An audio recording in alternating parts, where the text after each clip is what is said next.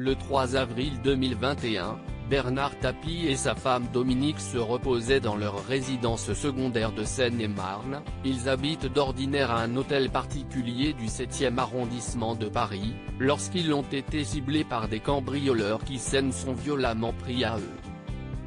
Dans Paris Match, on découvre de nouveaux détails sur ce qui s'est passé. Comme le rapporte le magazine, les malfaiteurs ont débarqué aux alentours de minuit.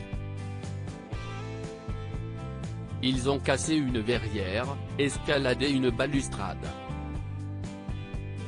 et franchi la seule fenêtre qui n'était pas sous alarme. Celle de la chambre de Sophie, peut-on lire. Comme l'avait rapporté le fils de l'homme d'affaires, Stéphane Tapie, Bernard et Dominique se retrouvent alors frappés et ligotés par 4 intrus à la recherche, vaine, d'un coffre-fort. L'agression et le cambriolage durera 45 minutes. Une période pendant laquelle l'ancien patron de l'homme tentera même de discuter avec ses agresseurs. Des gars comme vous, j'ai passé toute ma vie à en défendre, leur dit-il. Peine perdue, cela ne leur fait ni chaud ni froid et les coups continuent de pleuvoir. J'ai ressenti de la haine, j'ai vraiment cru qu'on allait y passer, confiera plus tard Bernard Tapie à la police.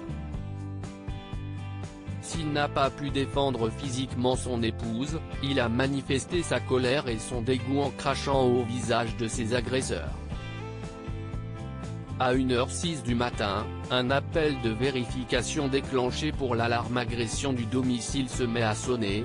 2 minutes plus tard, Dominique Tapie hurle qu'ils se font agresser.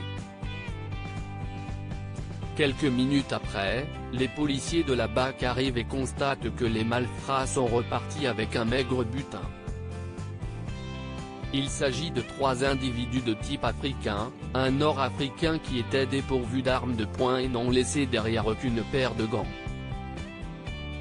Le parquet de Paris a repris l'enquête avec la juridiction interrégionale spécialisée de Paris, JIR. Bernard Tapie, qui se serait bien passé de cette agression alors qu'il lutte déjà contre le cancer, garde toutefois le moral.